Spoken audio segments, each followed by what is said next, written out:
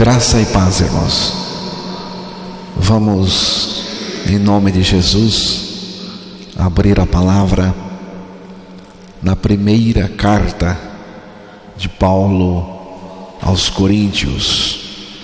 E vamos ler o capítulo 1, versos 2 ao 9. A igreja de Deus que está em Corinto, aos santificados em Cristo Jesus, chamados santos, com todos os que em todo lugar invocam o nome de nosso Senhor Jesus Cristo, Senhor deles e nosso. Graça e paz da parte de Deus, nosso Pai, e do Senhor Jesus Cristo. Sempre dou graças ao meu Deus por vós, pela graça de Deus que vos foi dada em Jesus Cristo, porque em tudo fostes enriquecidos nele, em toda a palavra, em todo o conhecimento. Como o testemunho de Cristo foi mesmo confirmado entre vós, de maneira que nenhum dom vos falta, esperando a manifestação de nosso Senhor Jesus Cristo, o qual vos confirmará também até o fim, para serdes irrepreensíveis no dia do nosso Senhor Jesus Cristo.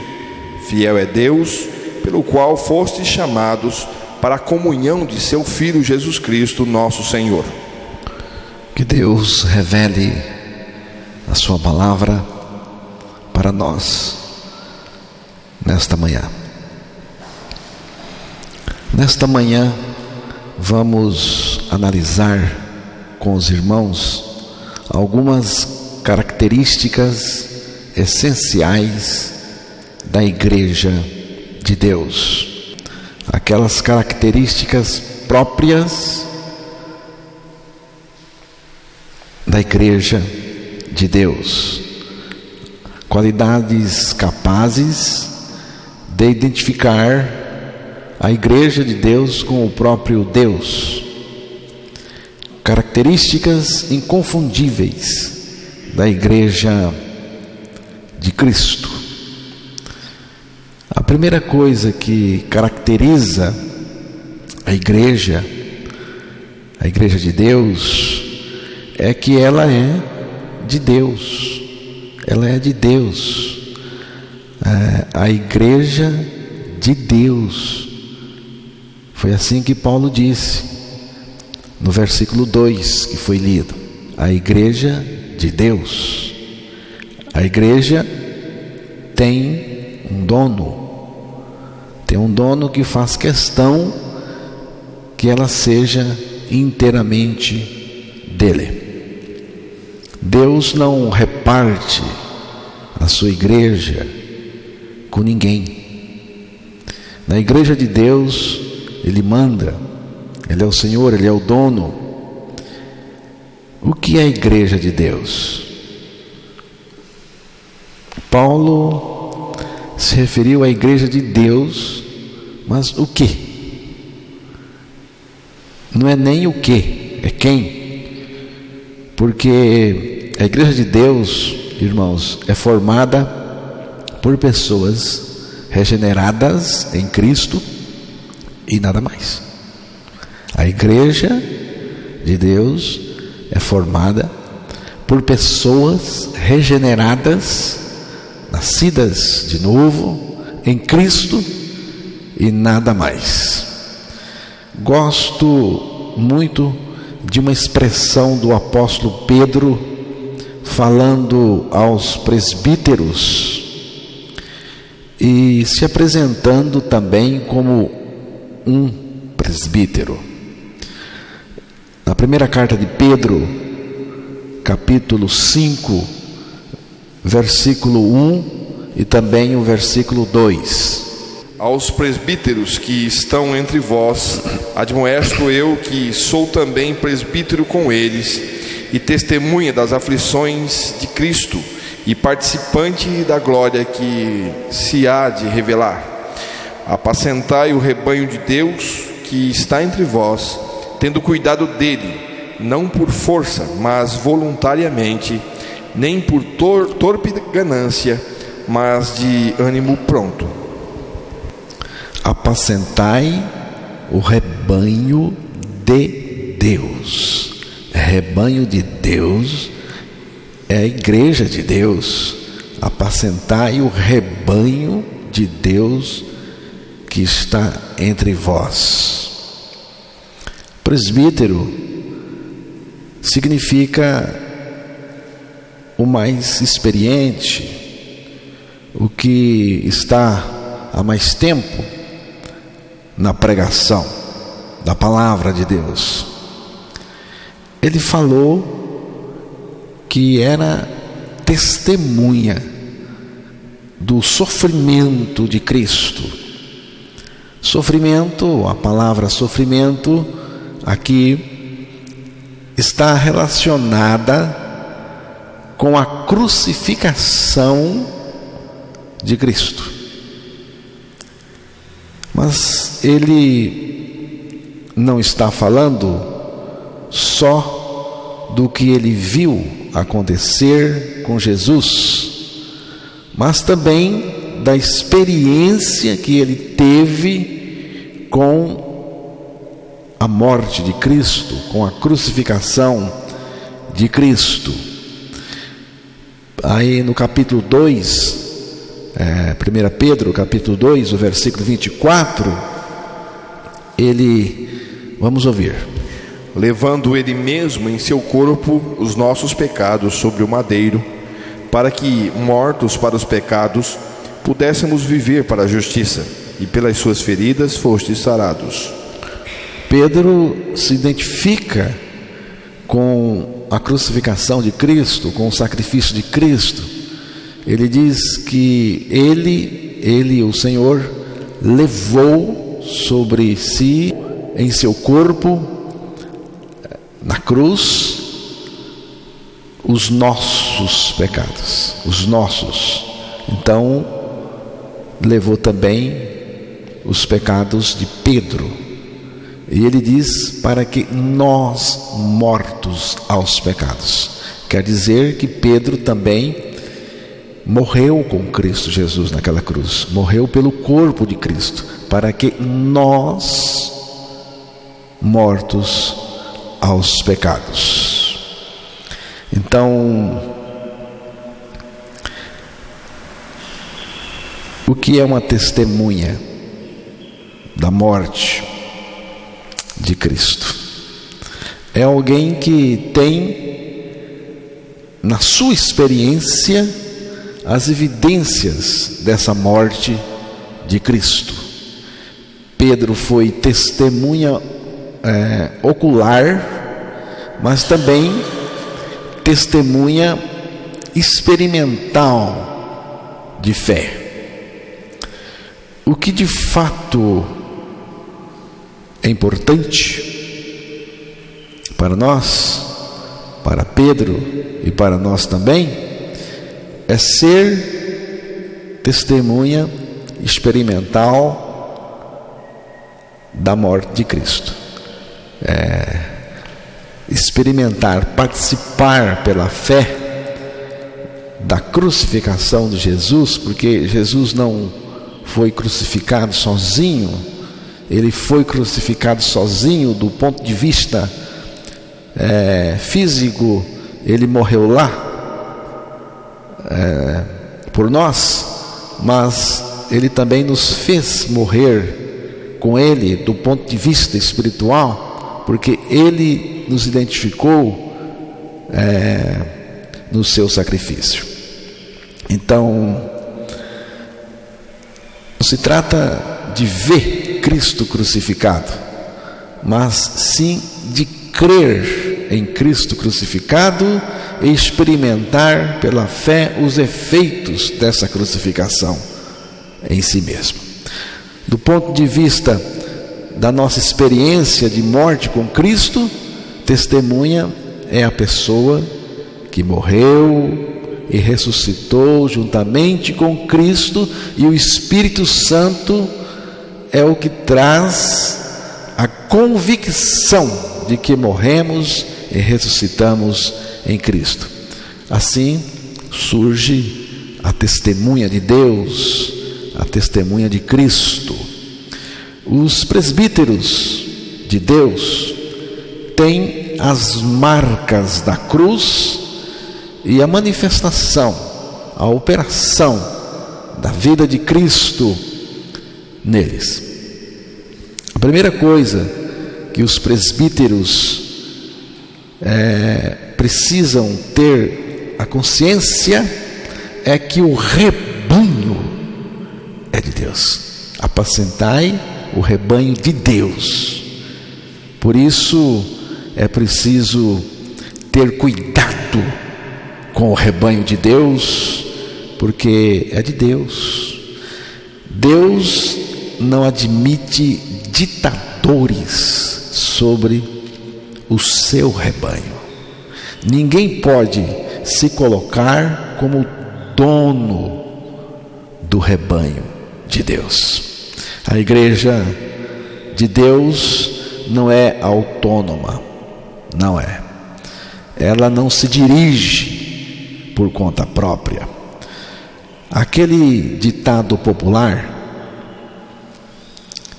que diz assim: eu sou dono do meu nariz, significa faço o que quero, não se meta comigo, que eu também não vou se meter com você.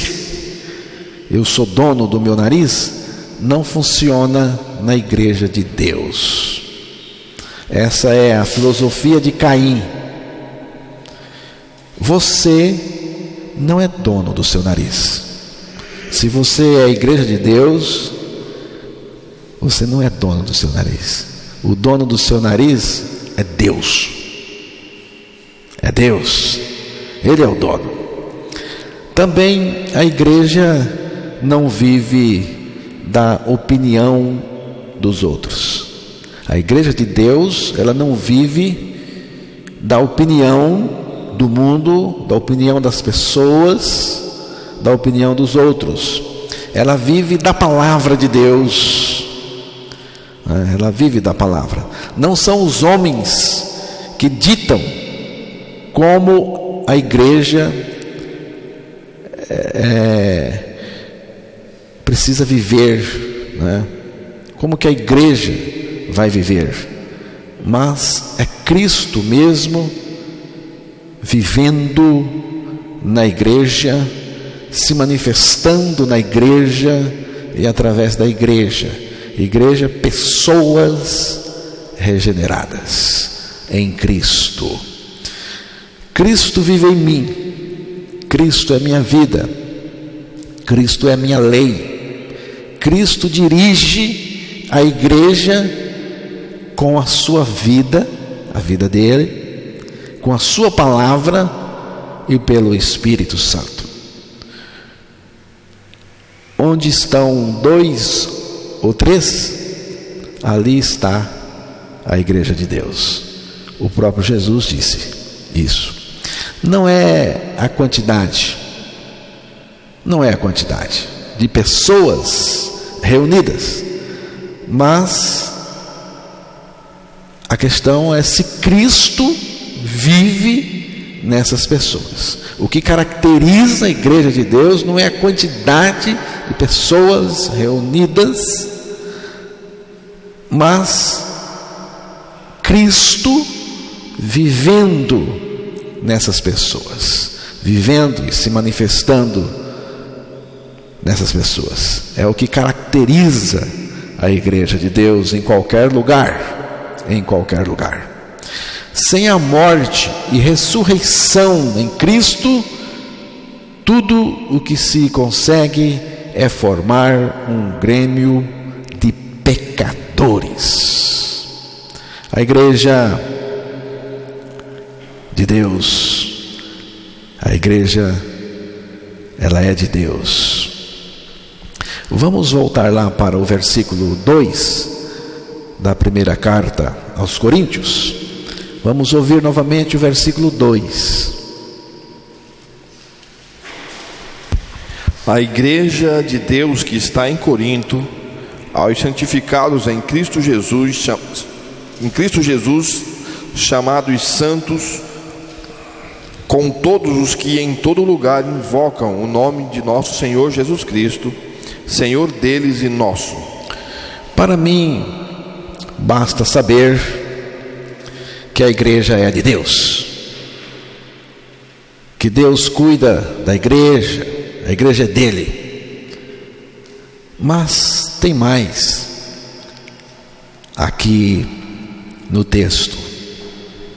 A igreja de Deus que está em Corinto, aos santificados em Cristo Jesus, chamados para ser santos, com todos os que em todo lugar invocam o nome de nosso Senhor Jesus Cristo. Estou aqui fazendo a leitura na versão Almeida, Revista e Atualizada. A igreja de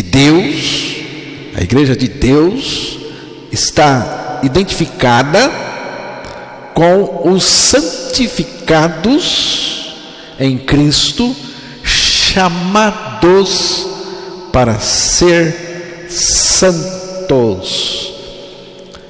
A igreja foi chamada por Deus para ser santa.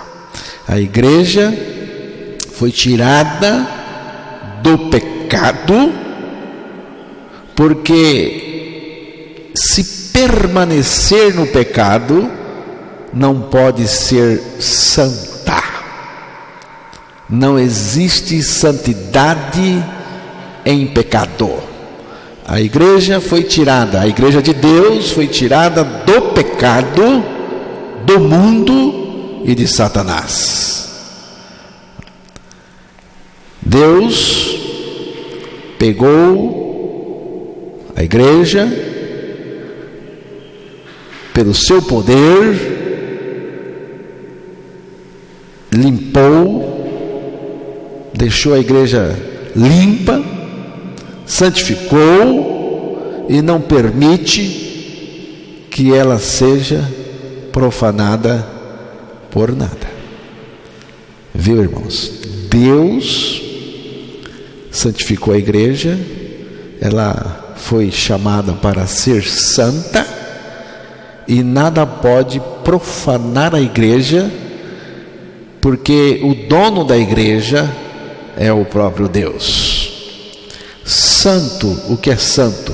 Santo é aquele que está limpo, que está separado do pecado, e que por isso Deus pode morar, viver nele.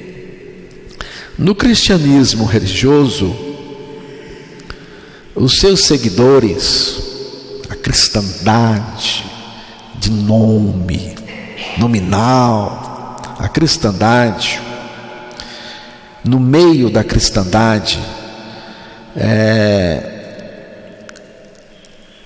nunca afirmam que são santos, mas teoricamente dizem que são. Por outro lado, confessam que foram salvos do pecado, mas continuam na prática do pecado, e até brigam para continuar na prática do pecado. Pela palavra de Deus, isso não se sustenta. Para você definir a palavra santo, você precisa começar com a separação do pecado. Se você quer ter uma definição verdadeira de santo, da igreja santa, de santo, você tem que começar com a separação do pecado. Se Cristo levou sobre si os pecados, os nossos pecados, nos crucificou com Ele, ressuscitou, e Deus nos ressuscitou com Ele, e Ele vive em nós a sua vida justa e santa, então estamos santificados, somos santos. Santo não vive no pecado. Por quê que um santo não vive no pecado? Porque ele é santo. Ele não vive no pecado porque ele é santo. Um santo no pecado seria uma profanação inadmissível para Deus. Muitos acreditam nesse absurdo, mas é um equívoco. Esse equívoco pode ser por conta da confusão que muita gente faz por causa da tentação. Mas não confunda. Não confunda a tentação com o pecado, com a obrigação de pecar. O próprio Jesus foi tentado em tudo, mas não pecou. O próprio Jesus foi tentado em tudo, mas não pecou. Jesus Cristo vive no santo. Se você é santo, já é santo porque Ele lhe fez santo. Então Ele vive em você. Ele vive em você. Então eu pergunto, teria Ele comportamento diferente? Ele nunca pecou. Ele nunca pecou. Agora Ele vive em você. Teria Ele um comportamento diferente? Não ignore o poder de Deus, que pode transformar totalmente, radicalmente um pecador em um santo pela morte e ressurreição juntamente com Cristo. Se você ainda não tem a experiência de santidade, vá diante do Senhor e confesse que é pecador. Diga ao Senhor: eu aceito pela fé a minha morte no teu corpo, na cruz. Eu aceito pela fé na tua palavra que me ressuscitaste contigo para viver a tua santidade em mim. Sou teu santo porque tu vives em mim. A igreja de Deus foi chamada para a santidade. Então a santidade também caracteriza a igreja. É uma característica essencial. É própria da igreja. Só a igreja de Deus tem. A igreja de Deus, irmãos, foi chamada para ser santa. Foi chamada à santidade. A igreja de Deus não só foi separada do pecado para ser santa, como também está enriquecida com as riquezas da graça de Deus. É o versículo 5 da primeira carta aos Coríntios, capítulo 1. Porque em tudo fostes enriquecidos nele, e em toda a palavra e em todo conhecimento. Porque em tudo fostes enriquecidos nele. Paulo está falando com a igreja de Deus. A igreja de Deus. Porque em tudo fostes enriquecidos nele. Significa que Cristo é toda a nossa riqueza. Cristo é toda a nossa riqueza. Você observe bem a palavra. Aqui está dizendo em tudo, tudo é tudo. Fostes enriquecidos nele. Nele significa Ele é toda a sua riqueza. Cristo é a nossa riqueza. Cristo, a pessoa dele. Ele é rico. Ele, nós, é a nossa riqueza. Cristo é toda a nossa riqueza. Toda a riqueza da igreja é Cristo. É Cristo. A igreja está voltada para Cristo somente. Toda a nossa riqueza, irmãos, é Cristo. Se não for assim, não é a igreja dele. Cristo é toda a nossa riqueza. E toda a nossa riqueza é Cristo. E como desfrutar da riqueza, de toda a riqueza que é Cristo? Como? Basta estar nele. Basta estar nele.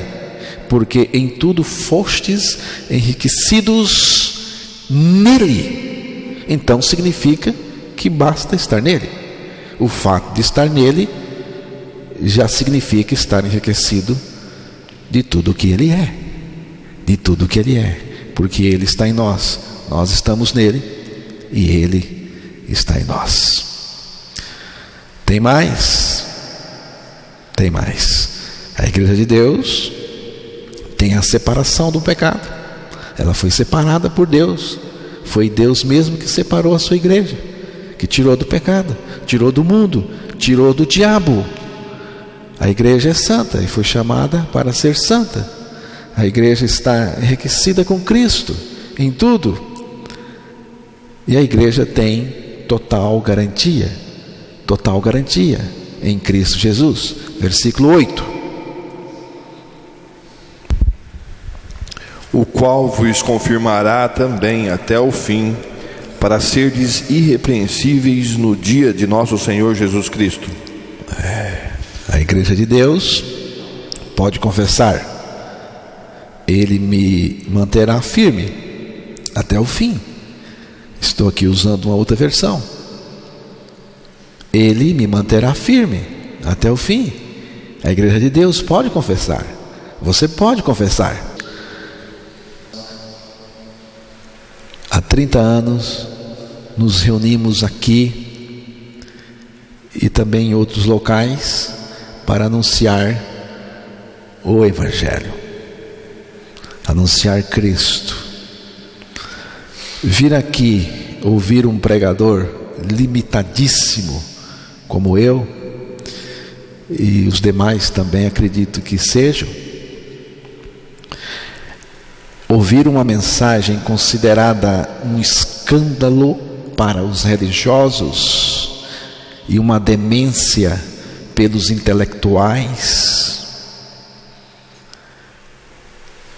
Só Deus mesmo agindo em nosso favor para nos manter 30 anos ouvindo a mesma coisa, sem sair do ponto, do alvo. Só Deus, porque Deus é aquele que nos mantém. A igreja de Deus não vai se sujar, não vai se misturar, não. A igreja de Deus, ela vai continuar santa.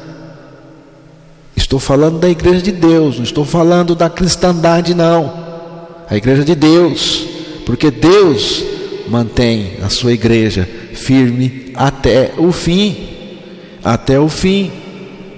Então eu vejo todas as vezes que nos reunimos para adorar o Senhor, estudar a palavra, anunciar o Evangelho, vejo Deus agindo, garantindo que a sua igreja continue santa, porque foi chamada para ser santa.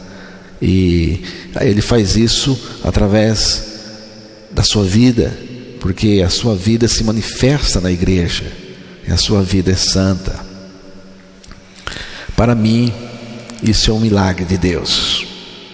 Um milagre de Deus. Ele nos manterá até o fim.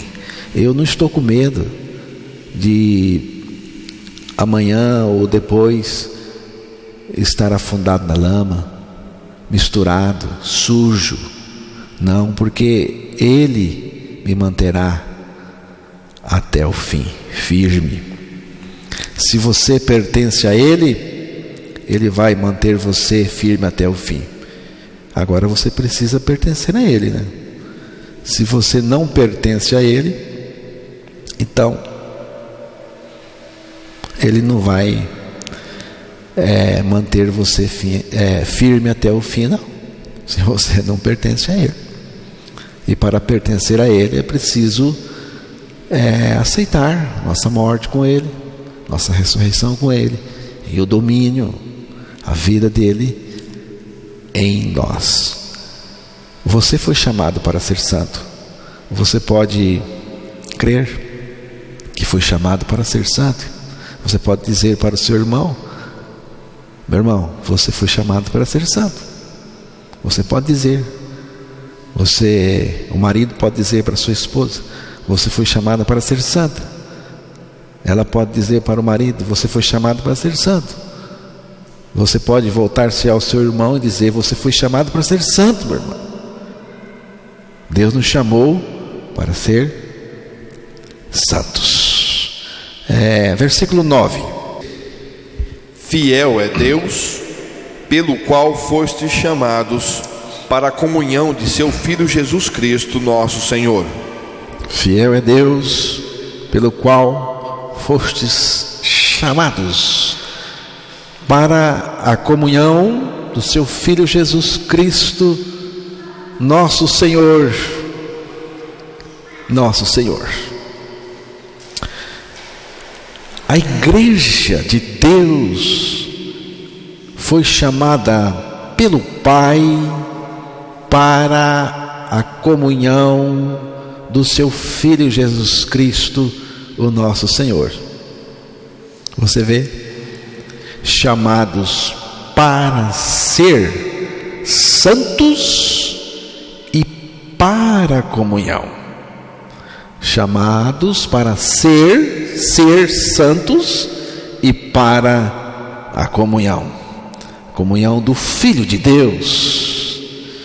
Se não for santo, não dá para ter comunhão. Não dá com Ele. Essa comunhão com Ele é patrocinada por Ele mesmo. Ninguém pode melar a nossa comunhão com o Filho de Deus, porque não foi eu que entrei na comunhão, foi Ele que me trouxe. Ele me chamou para a comunhão dele, comunhão com o Pai, a comunhão com o Filho, né? No pecado, irmãos, não podemos adentrar a sua recâmara para ali termos comunhão com Ele e desfrutarmos da sua presença. No pecado não dá. Comunhão é algo fantástico. Para mim comunhão para mim é uma coisa fantástica. Deus, sendo quem Ele é, todo-poderoso, Deus tão distante de nós, sendo quem Ele é, Ele se torna íntimo da gente. Íntimo. Deus se torna íntimo da gente. A fidelidade de Deus está no fato de que Ele nos chamou para a comunhão. Irmãos, Ele não nos chamou para exercício religioso, coisas assim. Ele nos chamou para comunhão. Comunhão com Deus é o privilégio da igreja de Deus. O projeto de Deus visa nos envolver numa comunhão com o seu Filho. O projeto do Pai é nos envolver numa comunhão com o seu Filho. O relacionamento de Deus com o pecador está impossibilitado. Irmãos, o relacionamento, a comunhão, a relação, a intimidade de Deus com o pecador está impossibilitado, porque a essência do pecado é a separação do pecador de Deus. O pecado desmantelou a relação entre Deus e o homem. Não só desmantelou a relação entre Deus e o homem, como também se tornou um obstáculo à comunhão com Deus. O pecador não pode conviver com a santidade de Deus. Por isso, o pecado é a única intolerância de Deus. Deus é intolerante com o pecado. Deus e o pecador são opostos. Deus e o pecador muito mais do que opostos, eles são indispostos. Deus é aversivo ao pecado e o pecador é aversivo a Deus por natureza. Não há qualquer reconciliação entre Deus, o Deus Santo, e o homem pecaminoso. O pecado é obstáculo à comunhão com Deus. Mas o obstáculo do pecado não é o que fazemos, irmãos, é o que somos. O que somos é o obstáculo à comunhão com Deus, com o Filho de Deus. Por isso, Deus nos crucificou em seu Filho. Eu morri para o pecado morreu em mim, assim a minha relação com o pecado acabou. O pecado me separou de Deus, mas a minha morte em Cristo me separa do pecado para a comunhão com Deus. A palavra comunhão significa participação em comum. Deus nos chamou para a comunhão do seu Filho, Jesus Cristo, nosso Senhor. Nós fomos chamados à comunhão do Filho de Deus, por meio da nossa morte e ressurreição juntamente com Cristo. Deus nos chamou, é o chamado de Deus, o chamamento de Deus. A igreja, ela tem um chamamento de Deus. Não é a igreja que chamou Deus, mas Deus que chamou a igreja. O chamamento de Deus para a igreja. Não confunda o chamamento de Deus com o chamamento religioso.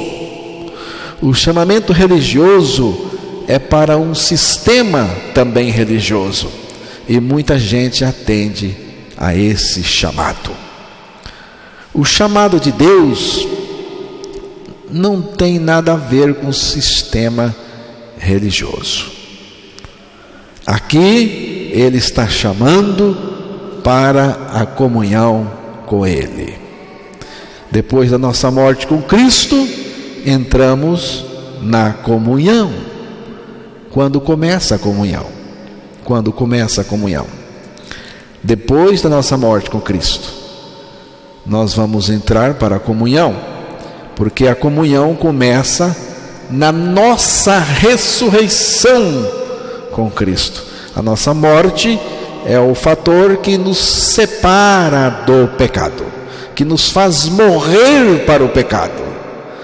Mas a nossa comunhão com o Filho começa na vida, começa na nossa ressurreição com Cristo. Efésios capítulo 2, versículos 5 e 6.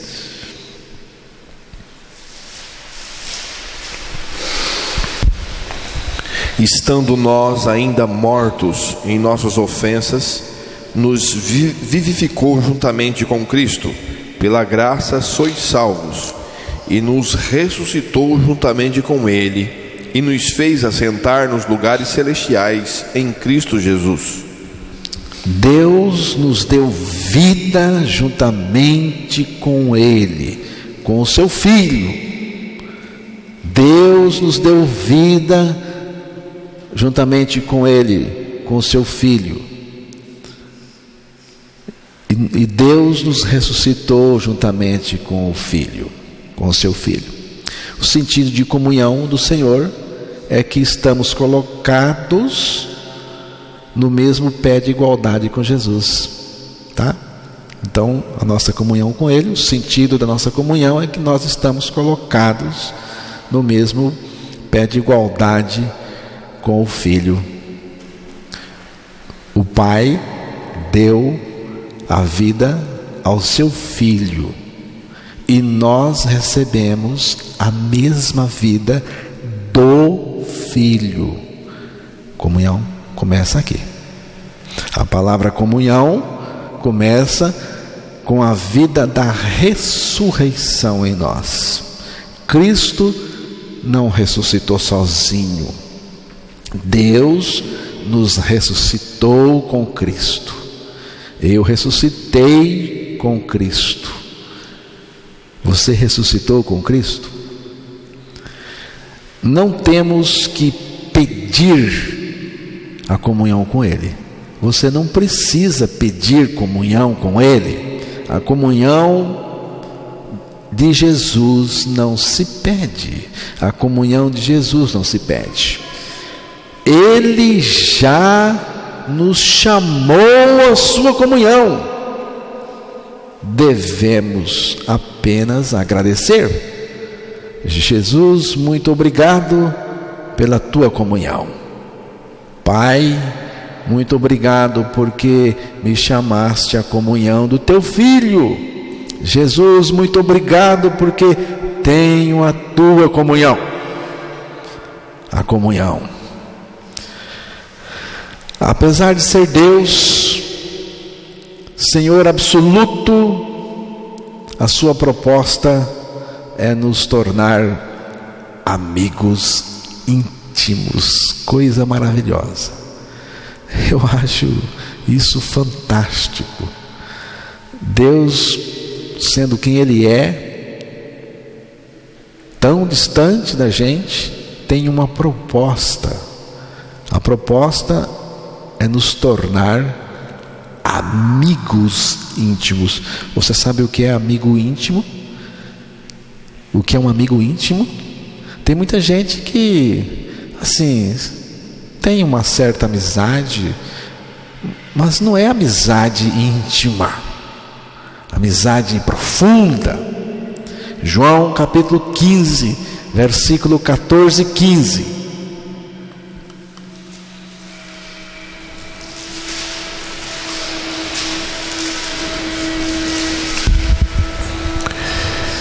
Vós sereis meus amigos, se fizerdes o que eu vos mando. Já vos não chamarei servos, porque o servo não sabe o que faz o seu senhor, mas tenho-vos chamados amigos, porque tudo quanto ouvi de meu Pai vos tenho feito conhecer. Irmãos, estamos diante de algo fantástico. Eu não sei se você está percebendo, mas Jesus é Deus. Ele é Deus. Ele é o Deus. E Ele chegou um momento em que ele se voltou aos seus discípulos e chamou os seus discípulos de seus amigos. Você é meu amigo. Eu vim para fazer de você meu amigo íntimo. Amigo, eu vim para converter vocês em meus amigos, gerenciados por uma comunhão pessoal comigo. Ele fala aí de servo e fala de amigo. Eu não considero você mais um servo, agora você é meu amigo. Qual é a diferença entre servo e amigo? Nos dias do Senhor, que o Senhor viveu nesta terra e que falou aos seus discípulos, se dirigiu aos seus discípulos, chamando de amigos, de seus amigos, nos dias do Senhor. Essa diferença era bem maior do que é hoje. O servo chegava até a porta do seu dono para receber ordens. O dono,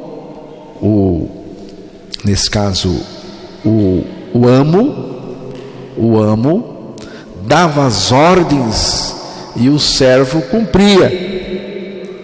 O servo não perguntava nada. O servo não perguntava por quê ou para quê. Ele tinha que obedecer e pronto.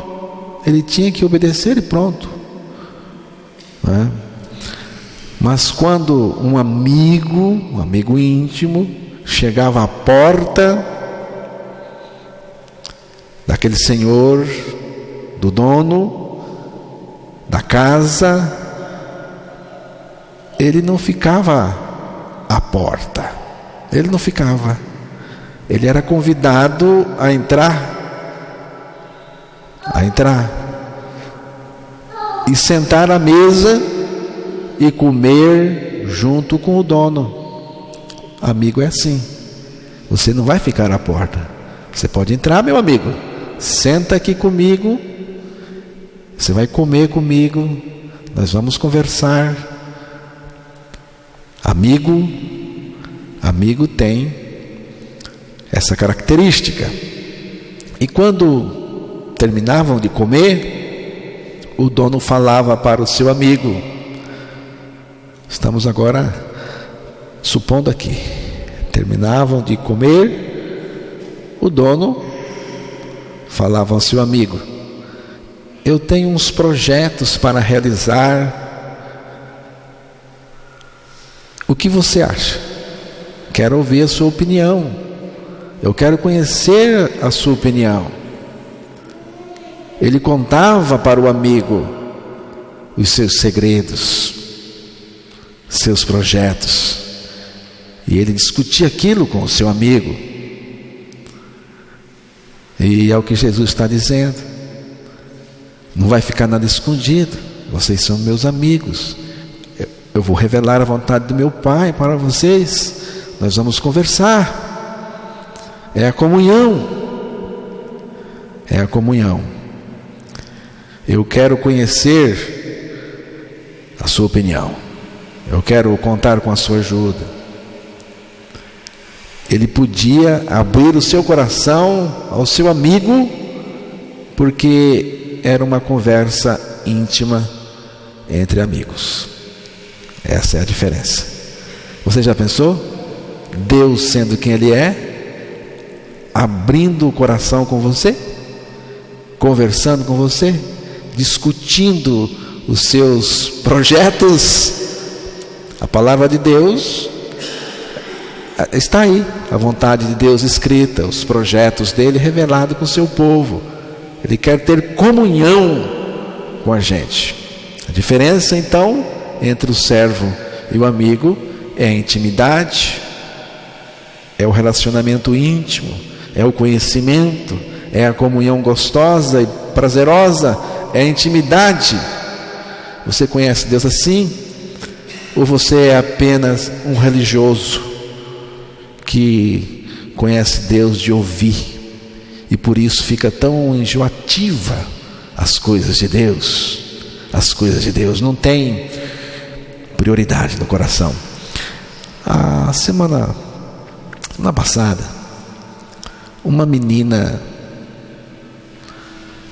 de 8 anos, eu acho, ela chegou para mim e disse: não estou indo mais nas reuniões de domingo à igreja. Você percebeu a minha falta, minha ausência? Percebi. percebi sim. Mas fiz falta? Fez. Percebi e fez falta sim, porque eu te amo e os irmãos também lá, eles te amam. Mas por quê? Não tem ido? Eu tenho trabalhado bastante. Eu, quando chego no final de semana, estou cansada. Mas vou ser bem sincera, eu não sinto vontade nenhuma de a igreja ouvir nada. Eu levanto assim, mas eu não tenho aquela empolgação de ir, não.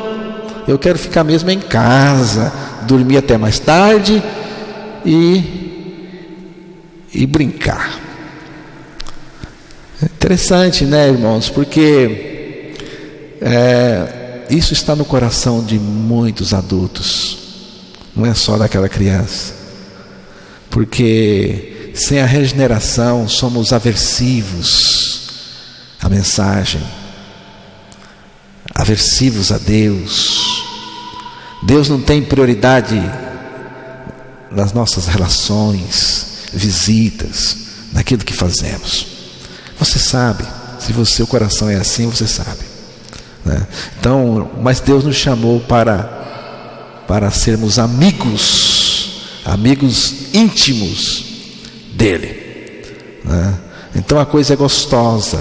Servir a Deus é gostoso demais, irmãos. É muito gostoso. O projeto do Pai para nós é comunhão com o seu Filho.